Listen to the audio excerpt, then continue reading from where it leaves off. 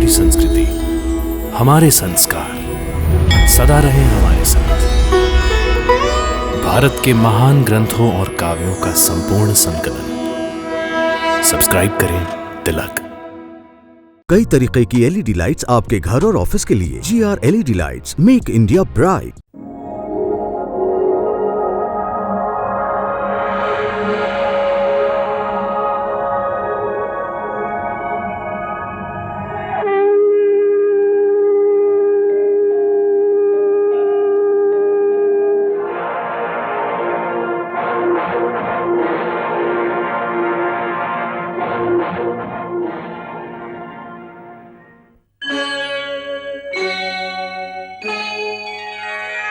कृष्णा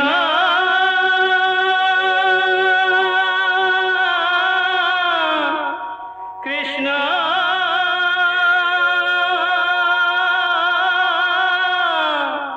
हरे कृष्णा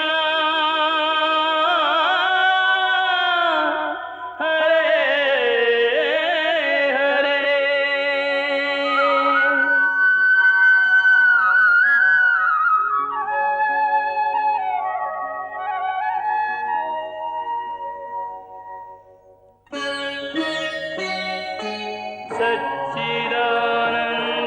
सच्चिदानन्दरूपाय विश्वोत्पत्त्यादिहेतवे तापत्रयविनाशाय श्रीकृष्णाय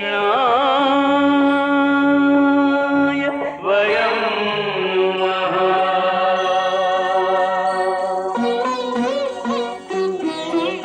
श्रीकृष्ण गोविन्द हरे मुरारे, हे नाथ नारायण वासुदेव। हरे कृष्ण राधे राधे कृष्ण कृष्ण कृष्ण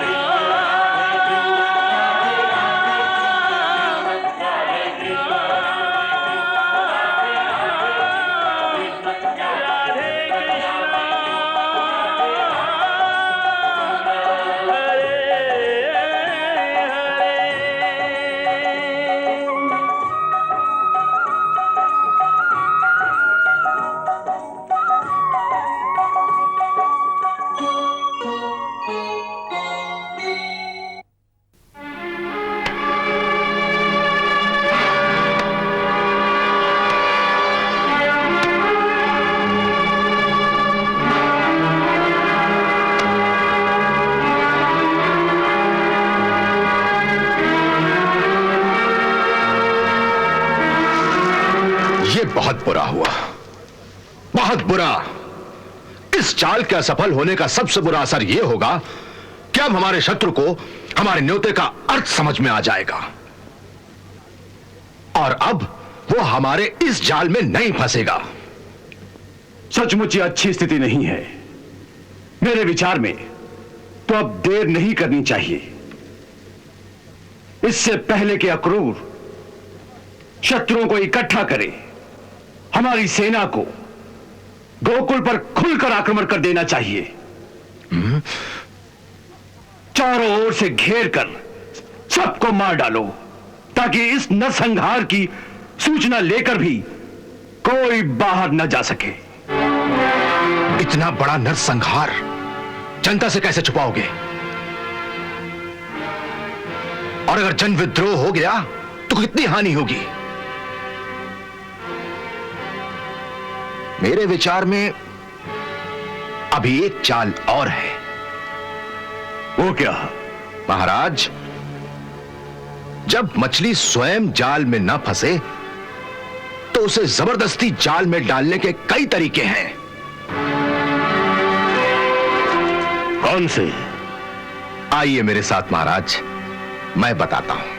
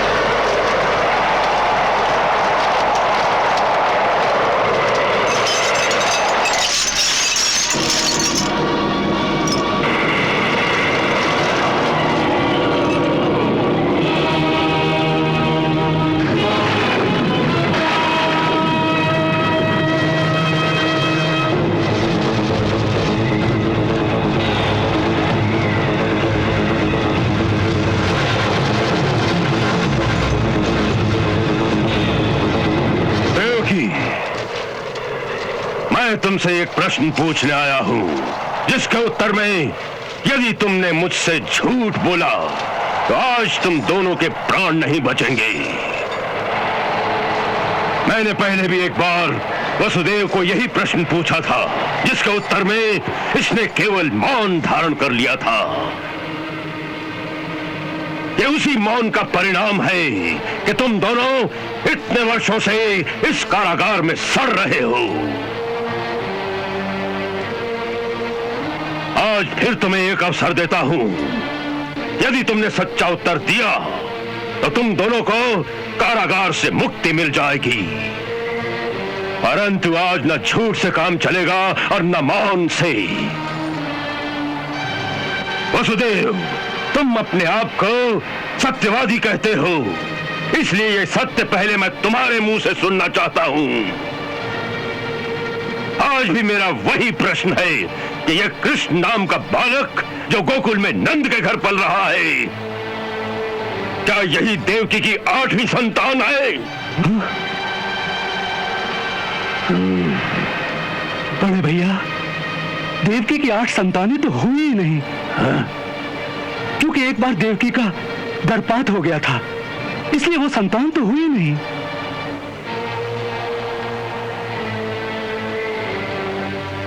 देवकी, तुम्हारा क्या उत्तर है?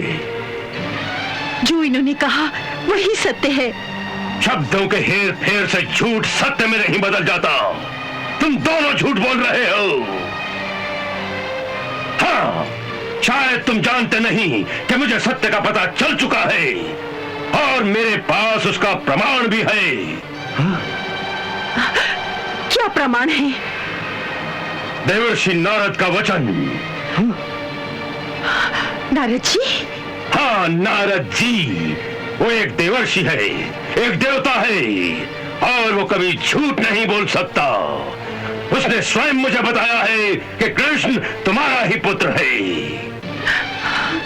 अब मेरी बात का उत्तर दो कि क्या ये सत्य है? यदि देवर्षि नारद की कही हुई बातों पर आपको पूर्ण विश्वास है, तो फिर देवकी के हाँ या ना कहने से क्या अंतर पड़ता है? अंतर पड़ता है वसुदेव, अंतर पड़ता है। क्योंकि यदि तुम ये स्वीकार करते हो कि कृष्ण तुम्हारा ही पुत्र है, तो तुम मेरे सामने वचनबद्ध हो। हाँ, तुम स्वयं उसे यहां बुलाकर अपने हाथों मुझे समर्पित कर दो।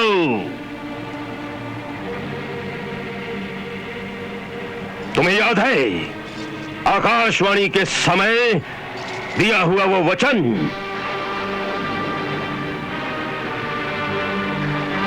तो मैं आपको वचन देता हूं, देवकी को छोड़ दीजिए। मैं महाराज शूरसेन का पुत्र वसुदेव प्रतिज्ञा करता हूं कि देवकी की प्रत्येक संतान को जन्म लेते ही मैं स्वयं अपने हाथों से लाकर आपको सौंप दूंगा। फिर आप चाहें तो इसका नाश कर सकते हैं, मुझे कोई आपत्ति नहीं होगी।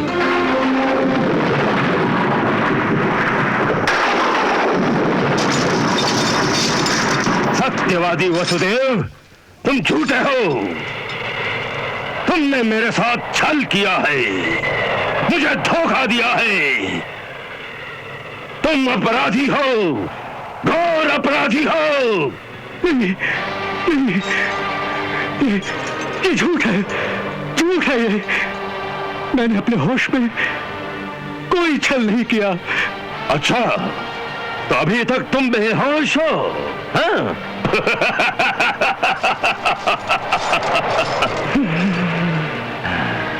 तुम्हें याद है उस दिन भी तुमने यही कहा था और मैंने कहा था कि जब तक तुम होश में नहीं आते, सच्चाई बताने को तैयार नहीं होते, तब तक तुम कारागार में रहोगे और मैं प्रतीक्षा करूंगा। परंतु अब मेरे पास प्रतीक्षा का समय नहीं रहा। मैं तुमसे अंतिम बार पूछता हूं, तुम सच्चाई को स्वीकार करते हो या नहीं?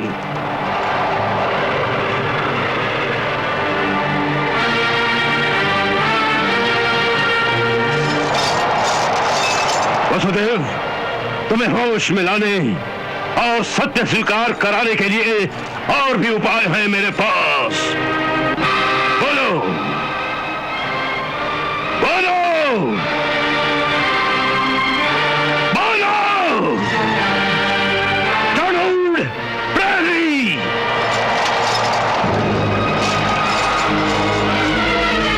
महाराज, वसुदेव को कारागार के अंधे कुएं में डाल दिया जाए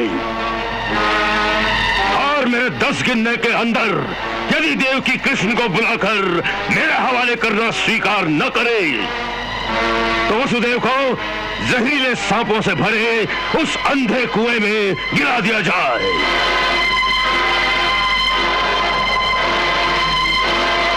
ले जाओ उसे, ले जाओ। जो आज्ञा महाराज।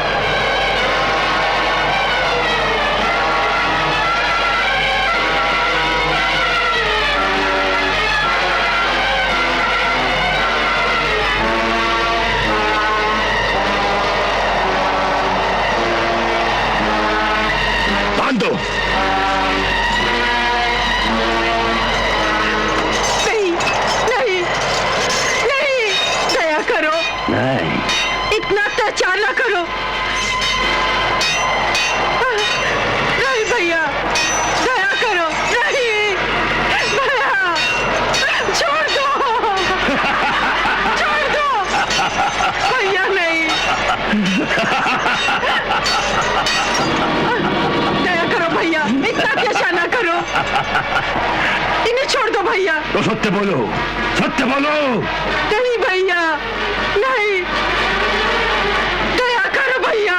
दया, दया। इसे घसीटते हुए ले चलो। जो आज्ञा।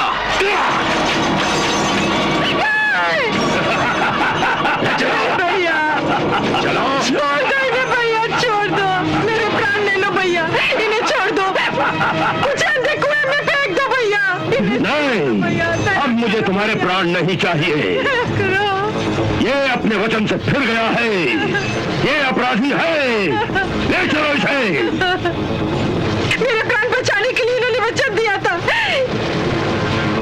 यदि ये वचन का पालन नहीं कर सके तो मेरे प्राण ले लो, मुझे अंधे कुएं में फेंक दो। स्वीकार करती हो कि कृष्ण तुम्हारा ही पुत्र है? नहीं नहीं भैया, इन्हें छोड़ो। स्वीकार कर लो, कृष्ण तुम्हारा ही पुत्र है।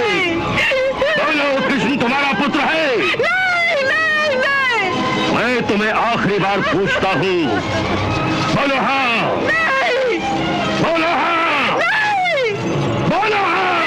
नहीं नहीं। तो ठीक है, चलो। हाँ हाँ हाँ हाँ हाँ, मैं स्वीकार करती हूँ। मैं सब स्वीकार करती हूँ। कृष्ण मेरा ही पुत्र है भैया।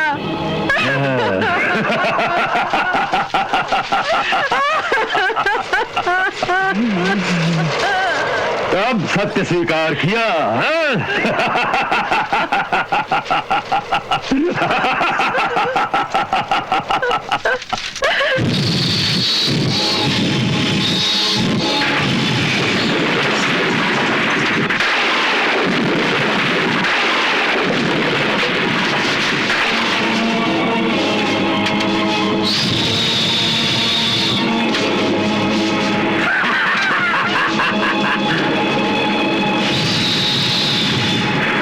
डाल दो इसे, डाल दो कुएं में।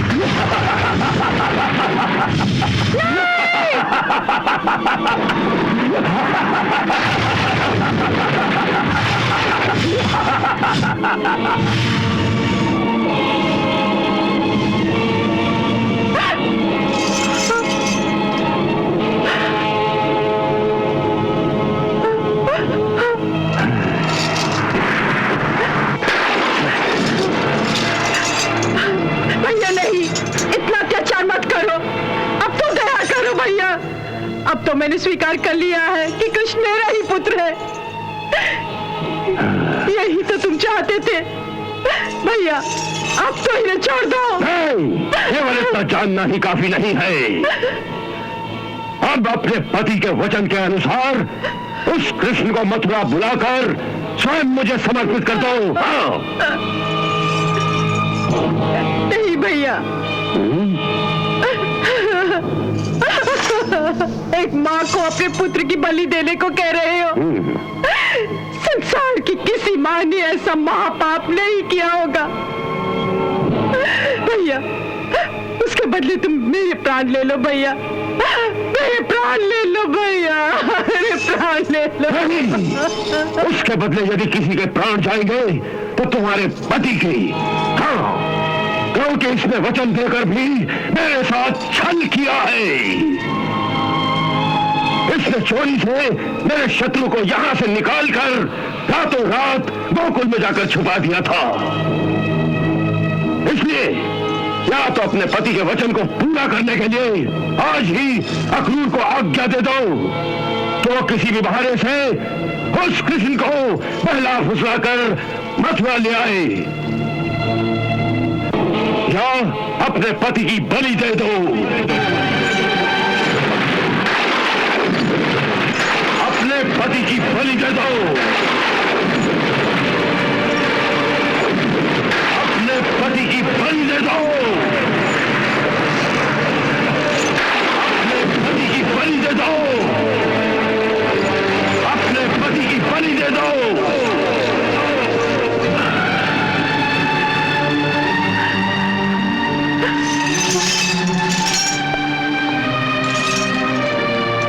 अक्रूर को? हाँ, अक्रूर को, क्योंकि केवल अक्रूर के कहने से ही वो आ सकता है। मेरे गुप्तचर मुझे बराबर सूचना देते रहते हैं कि अक्रूर गोकुल जाकर उससे मिलता रहता है,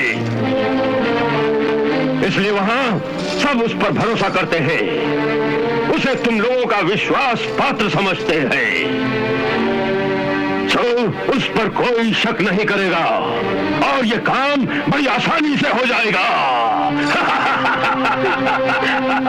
नहीं, नहीं भैया, नहीं। नहीं, मेरे साथ गिनने तक निर्णय कर लो कि तुम्हें पति चाहिए या पुत्र। 1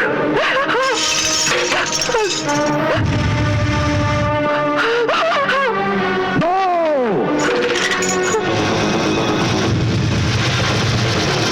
3 इन्हें छोड़ दो। 4 नहीं भैया, इतना अत्याचार मत करो। 5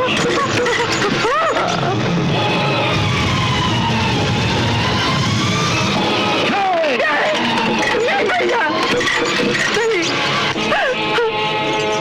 भैया, मुझे मेरा पति दे दो, मुझे मेरा पति दे दो भैया। ले लो मेरा पुत्र, ले लो, ले लो, मुझे मेरा पति दे दो भैया।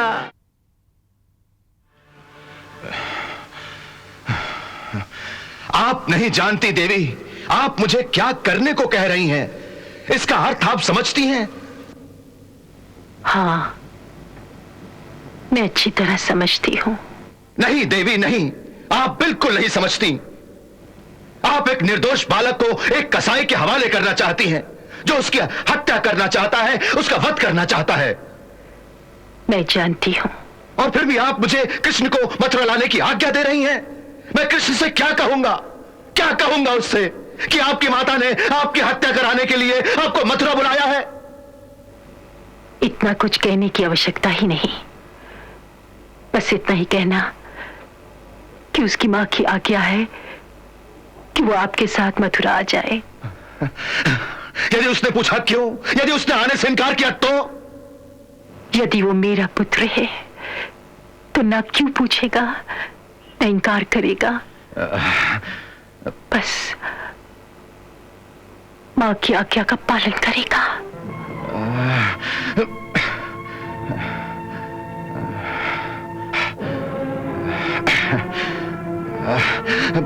वसुदेव जी, भाभी तो राजनीति को नहीं समझती हैं, परंतु आप तो समझ सकते हैं। कृपा करके आप इन्हें समझाइए, समझाइए इन्हें कि ये अपना आदेश वापस ले ले, वापस ले ले। ये राजनीति को नहीं जानती, परंतु आप तो समझ सकते हैं। ये आत्महत्या है कुमार, यह आत्महत्या है। कुमार, कुमार, मैं हाथ जोड़कर विनती करता हूं, आप इनसे कहिए, कहिए इनसे कि ये अपना आदेश वापस ले लें।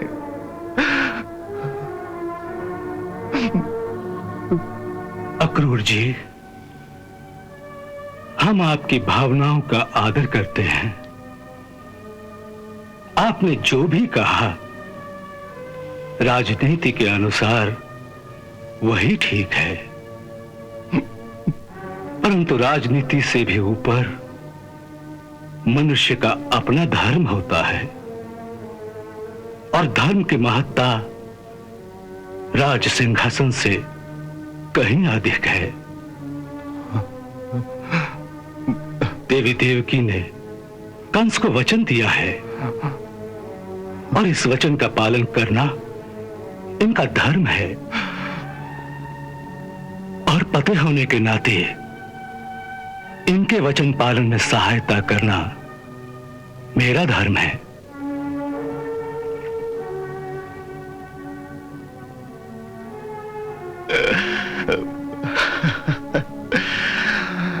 भाभी, भगवान के लिए मेरी बात पर फिर से विचार करो। जो बाजी हम जीत सकते हैं भाभी, जो जीत सकते हैं, उसमें इस प्रकार हमें हार मत दिलाओ भाभी, हार मत दिलाओ।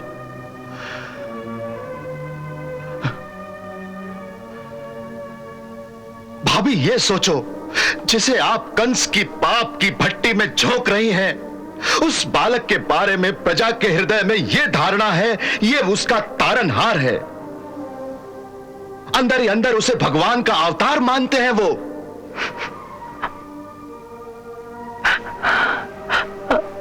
अक्रूर जी, कृष्ण यदि भगवान है तो हमें उसके लिए डरने की कोई आवश्यकता नहीं। वो अपनी सुरक्षा स्वयं कर सकता है, और यदि वो सिर्फ मानव है, केवल मेरा पुत्र है, तो ऐसे धर्म संकट की घड़ी में जब मुझे अपने पति और पुत्र दोनों में से केवल एक को चुनना पड़ा, तो एक पतिव्रता के धर्म को मानते हुए पहले अपने पति के जीवन के लिए अपना पुत्र बलिदान देना स्वीकार किया।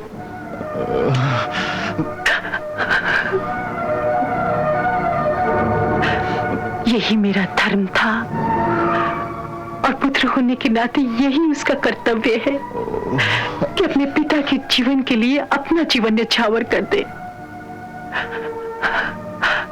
इसलिए अक्रूर जी,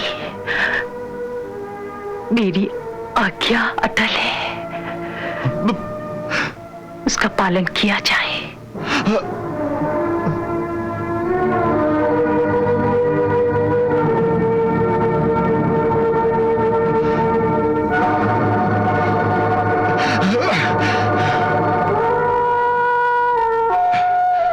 मैंने लाख लाख मिन्नतें की, लाख लाख मिन्नतें की, परंतु उस पतिव्रता नारी ने ना अपना निर्णय बदला और ना ही अपनी आज्ञा।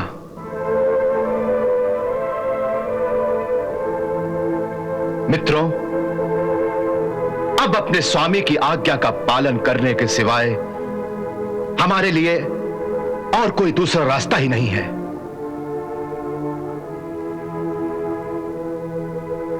इसलिए मैंने आप सबको इस गुप्त स्थान पर बुलाया है कि शायद अब भी उस विनाश से बचने का कोई ऐसा उपाय हम सब में से किसी की समझ में आ जाए, जिससे आज्ञा का उल्लंघन भी ना हो और हम अपने राजकुमार के प्राण भी बचा लें।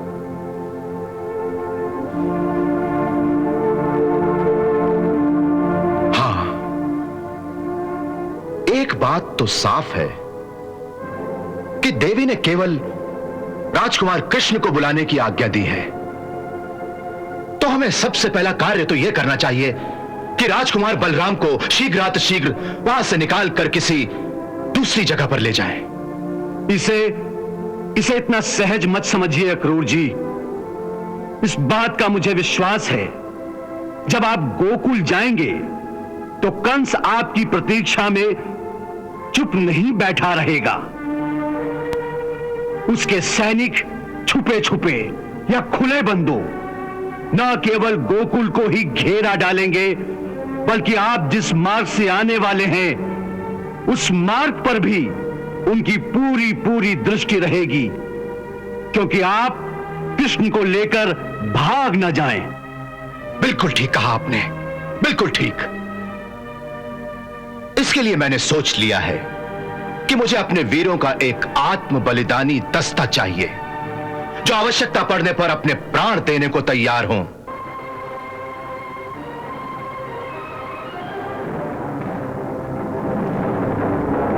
उस आत्म बलिदानी दस्ते की 3 टुकड़ियां होंगी। पहली टुकड़ी राजकुमार बलराम और उनकी माता देवी रोहिणी को रातों रात गोकुल से निकालकर अपने गुप्त सैन्य शिविर तक पहुंचाएंगी।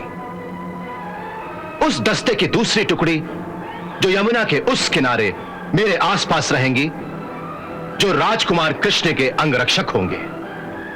यदि रास्ते में कंस के सैनिकों ने कृष्ण पर हमला करने की कोशिश की तो वो कंस के सैनिकों से टक्कर लेकर हमें राजकुमार कृष्ण को वहां से निकल जाने का अवसर प्रदान करेंगे।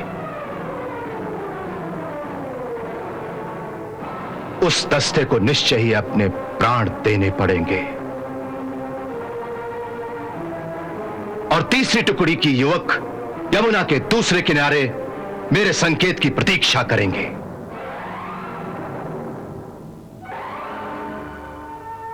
मेरे मस्तिष्क में एक अद्भुत नाटक की योजना सूझ रही है। कैसा नाटक? मथुरा आने के लिए हमें सिद्ध घाट से नाव लेकर यमुना तो पार करनी ही होगी। हां। तो नाटक यह है, जब नाव से हम मझधार पर पहुंचेंगे तो नाव के उलटने का नाटक किया जाए। कंस के सैनिक और गुप्तचर तो देख ही रहे होंगे।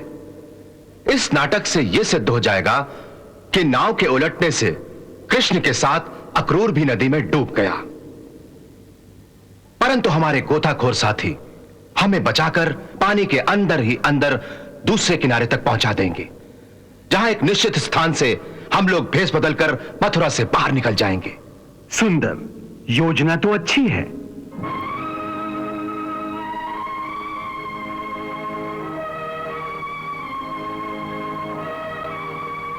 मरने वाले दस्ते में सबसे पहले मेरा नाम लिखिए। मेरा नाम भी मरने वालों में लिखिए। मैं और मेरा पुत्र उसी बलिदानी दस्ते में रहेंगे। हमारा नाम भी, हमारा नाम भी, हमारा नाम भी, हमारा नाम भी, हमारा भी, हमारा नाम भी, हमारा। यादव वीरों की यही शान है, जब बलिदान का समय आए तो पंक्तियों में सबसे आगे खड़े रहते हैं। धन्य है आप लोग, धन्य है, धन्य है, धन्य है।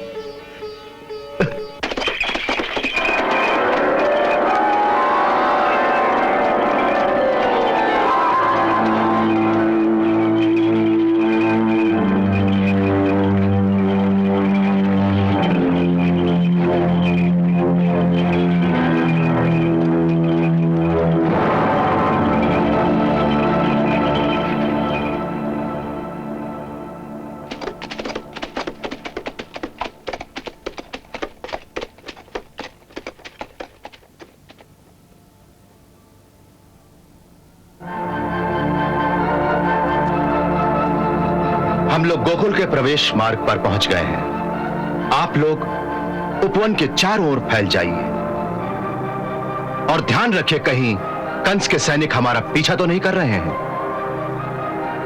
और सुनो, वापसी पर आप लोग यहीं से हमारे साथ चलेंगे। और हां, एक एक बात की मुझे गुप्त रूप से सूचना देते रहेंगे, समझे? जाइए।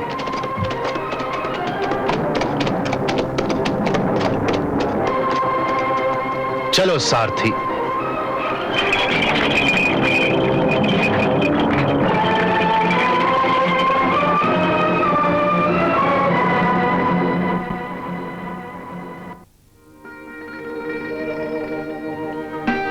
बस सुना है मथुरा में बहुत बड़ा उत्सव होने वाला है। अच्छा, आपको किसने कहा?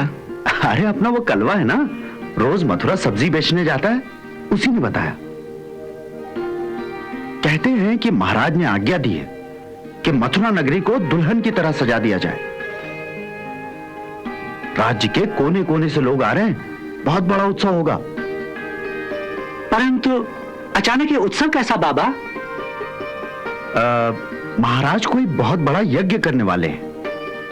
महाराज कंस यज्ञ करेंगे? सुना तो ऐसा ही है। नंद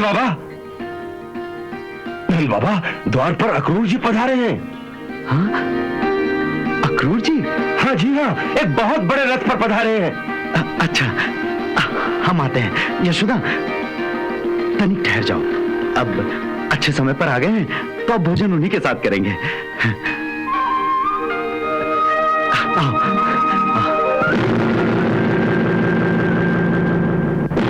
यूं अकस्मात अक्रूर जी कैसे आ गए?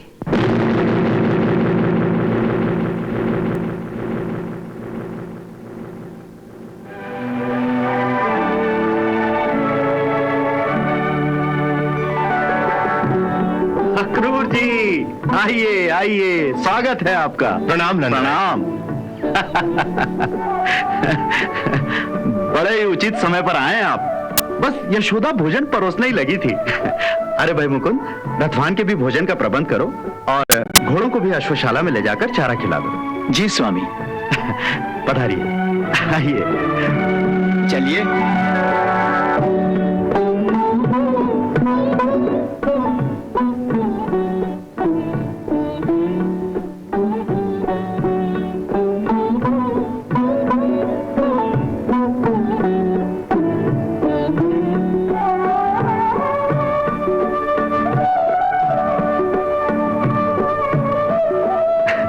पधारिए, आइए आइए आइए।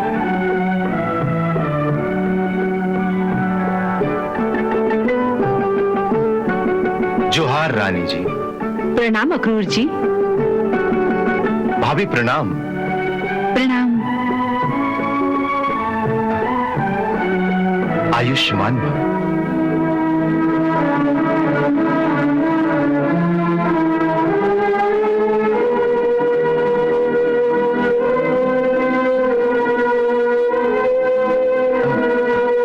आयुष्मान भव।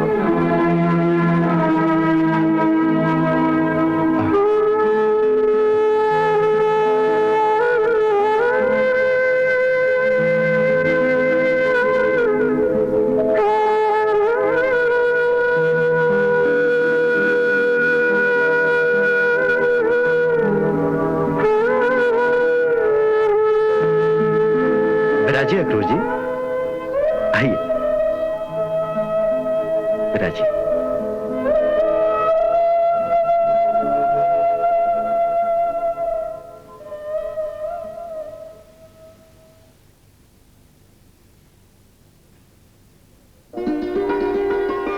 बस बस भाभी, भाभी कितना खिलाओगी? इतनी दूर से आए हैं आप, भूख भी लगी होगी और थकान भी होगी, इसलिए थोड़ा अधिक तो खाना ही होगा।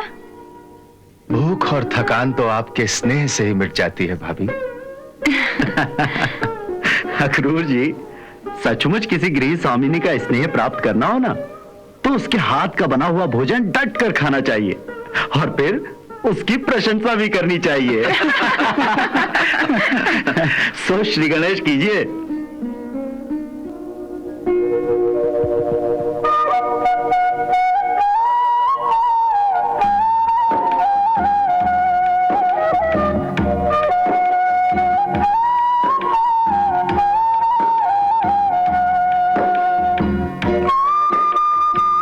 आहा, भाभी, लगता है भोजन में आपने अमृत भर दिया है। इतनी जल्दी प्रशंसा करेंगे तो झूठ ही लगेगी। अक्रूर जी, नंदराय जी कह रहे थे महाराज कंस कोई यज्ञ करने जा रहे हैं। हाँ देवी जी, कंस एक बहुत बड़ा यज्ञ करने जा रहा है। कंस और यज्ञ, इन दोनों बातों में मेल नहीं बैठता अक्रूर जी। परंतु यह सत्य है देवी, यह सत्य है। मथुरा के राजकुल के पास एक दिव्य धनुष है जो परशुराम जी ने इनके पूर्वजों को प्रदान किया था। पुरोहित सत्य के कहने से कंस ने एक महान धनुष यज्ञ का आयोजन किया है।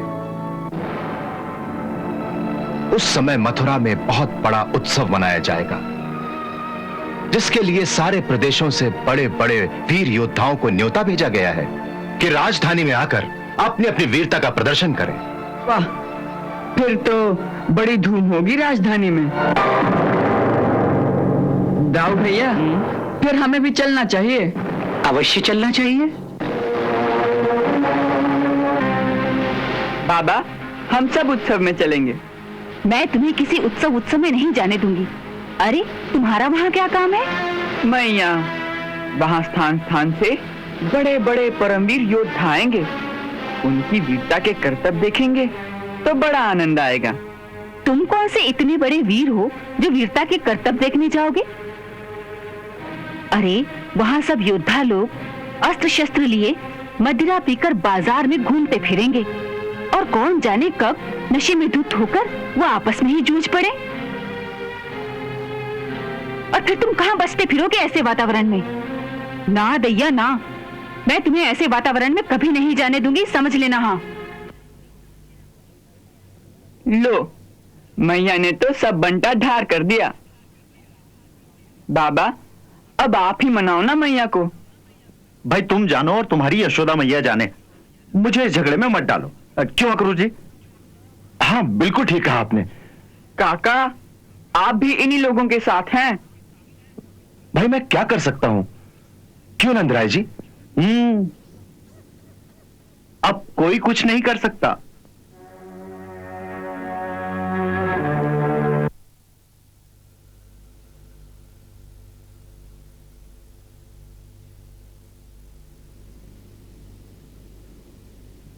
विराजिए।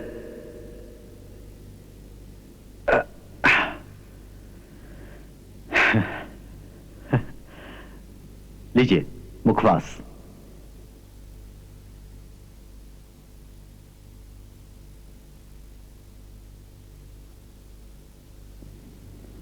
अक्रूर जी, इस प्रकार अकस्मात आने का कुछ तो कारण होगा। क्या बात है?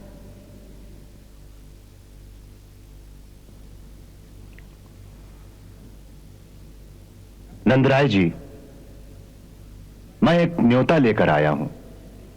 न्योता? किसका? महाराज कंस का। हाँ?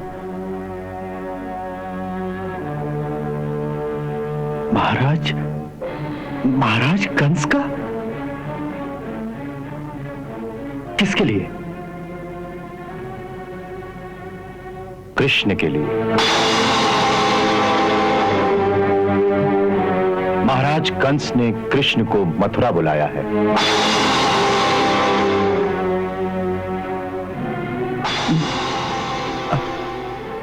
कृष्ण मथुरा? मैं कुछ समझा नहीं। महाराज को कृष्ण से मथुरा में क्या काम है? मथुरा के उत्सव में राज्य के सारे वीर अपनी अपनी वीरता का प्रदर्शन करेंगे। महाराज कंस चाहते हैं कि कृष्ण भी उस अवसर पर आए। हो सकता है वो उसे उसकी वीरता के लिए सम्मानित करना चाहते हो।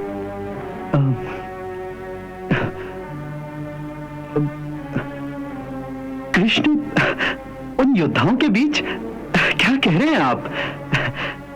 अभी यशोदा की बात नहीं सुनी आपने? अरे वो तो उसे खेल तमाशा देखने भी नहीं जाने देने वाली वहां। रहने दीजिए अक्रूर जी, हमें किसी सम्मान वामान की आवश्यकता नहीं। यशोदा उसे कहीं नहीं जाने देगी। परंतु उसे जाना होगा। मगर क्यों? हम उसे नहीं भेजना चाहते, फिर क्यों जाना होगा? क्योंकि ये महाराज कंस की आज्ञा है।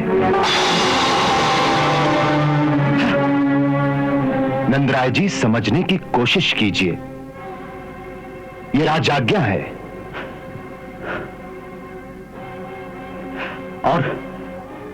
और यदि उसे हम ना भेजे तो राजाज्ञा भंग करने पर राजा के सैनिक भी आ सकते हैं। और मेरे विचार से राजा के सैनिक गोकुल के आसपास ही कहीं होंगे और देख रहे होंगे कि राजा की आज्ञा का पालन हो रहा है या नहीं।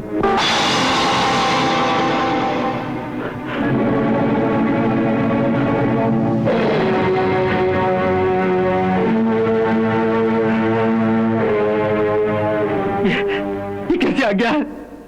ये तो अत्याचार है कि माता पिता से पूछे बिना किसी बालक को ये जबरदस्ती उठा लिया जाए। महाराज कंस ने यह आज्ञा कृष्ण के माता पिता से पूछकर ही दी है। हा? माता पिता से पूछकर आज्ञा दी है? परंतु हमसे तो किसी ने नहीं पूछा।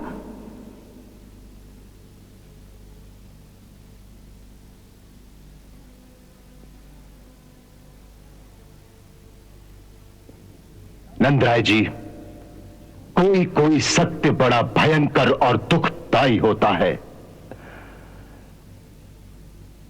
आप पुरुष हैं, कलेजा पत्थर का कर लीजिए और पूरी हिम्मत से इस सत्य को सुनिए। इस सत्य को सुनिए कि कृष्ण आपका पुत्र नहीं है। अक्रूर जी!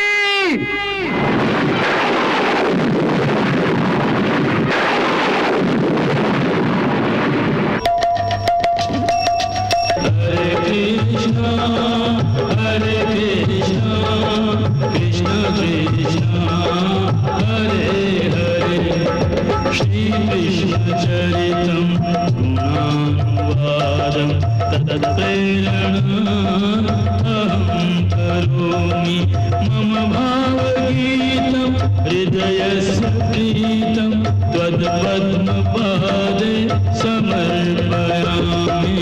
हरे राम राम राम हरे हरे हरे कृष्णा कृष्ण कृष्ण हरे कृष्णा।